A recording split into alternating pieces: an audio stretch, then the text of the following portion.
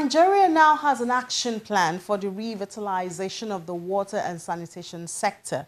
The Ministry of Water Resources has popularized this after what it terms crisis in the water situation in Nigeria, with urban access to water declining from 32% in 1990 to 10% in 2015. It gets even more worrisome with the records of UNICEF that 90% of households in Nigeria consume contaminated water and other impure substances. We are looking at the water situation in Nigeria on this episode of Big Story. I'm Ini John Mekwa.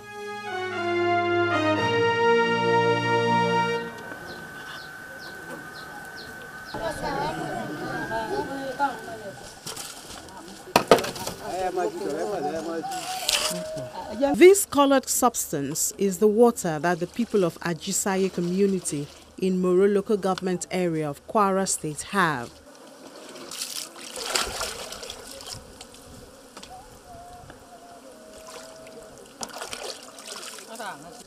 This is what is used for drinking, cooking, washing, bathing, and every other use of water.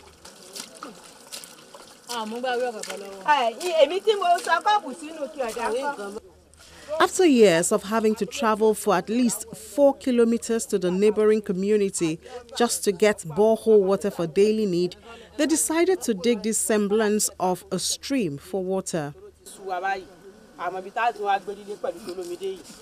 For a community of over 1,000 residents, this supply of water is highly insufficient and demands a lot of inconvenient strategy for survival, and every drop is guarded jealously.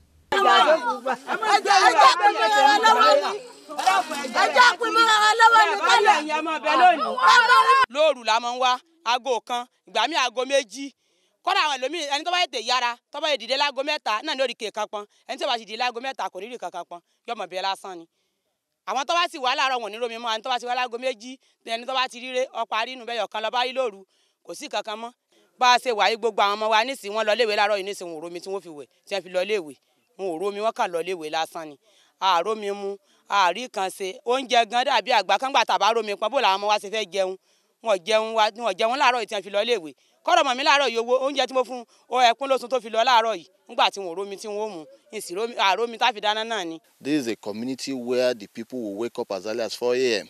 to go to one spring that they even dug on their own to get water. They also told us at times at 12 midnight they have to go there because if they don't do that, cattle will come and enter the water. So they had to do a small fence with wood around that water so that they can protect it. The men in the community dug that. The women will not go as early as 4 a.m. Otherwise, the cattle will have entered the water. To get water here, you will dig between 80 and 100 meters before you can get a good water. 2, there is no place around them where they can get water. They must travel at least 4 kilometers before they can get water. The community beside them, Agbaku, is 4 kilometers away. The other one, they call Megida, is about 6 meters away, also 6 kilometers away. So there is nowhere around them where they can get good drinkable water. You will have seen the water they are drinking. That is what they drink. They even told me that if I should pass the night, there is nothing to drink in the night. So at times they don't eat in the night. That is the situation in the Ajishayi community of Moro local government area in Kwara State.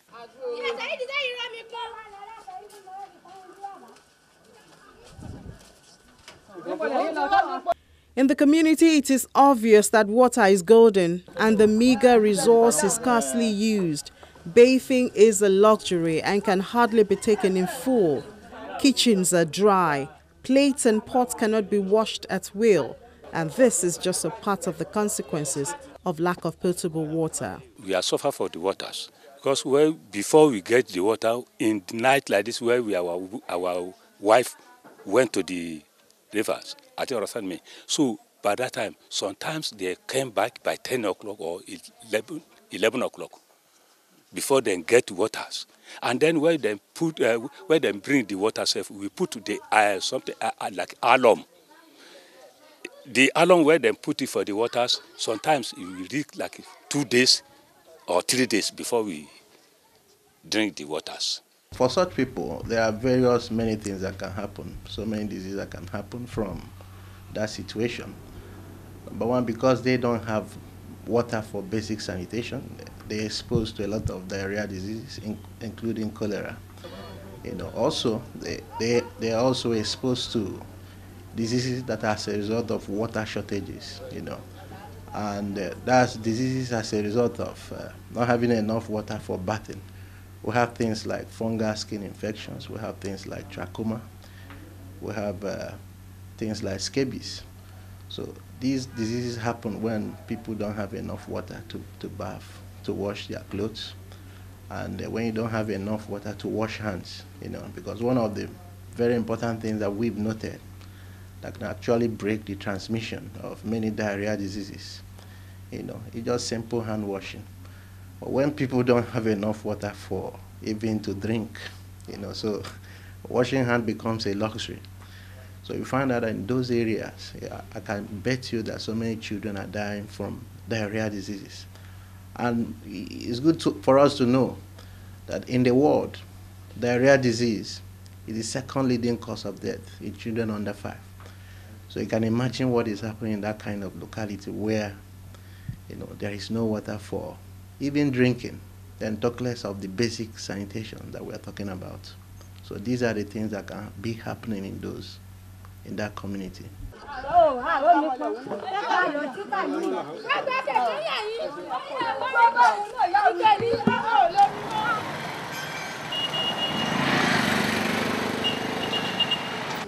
In parts of Abia State, the situation looks much better, even though it's not the ideal picture. This stream looks cleaner, but it still serves more purposes than it ought to. I drank the water the first day I came, and like I drink it now. So, and we also swim here, wash our clothes and other things. If you find out some of the outbreaks of cholera we've had in the past, it normally happens when we have flooding, and because a lot of people still practice open defecation, and we have flooding, the feces is washed into their streams of water, and they drink from that same source. There is an outbreak. So those people are at risk of having cholera, having diarrhea diseases. Coming to the issue of immunity you talked about, of course, the older ones who are there in that community, because they've survived it, over a long period of time, they've developed some measure of immunity, but they are still at risk. But the people who are most vulnerable are the children under 5.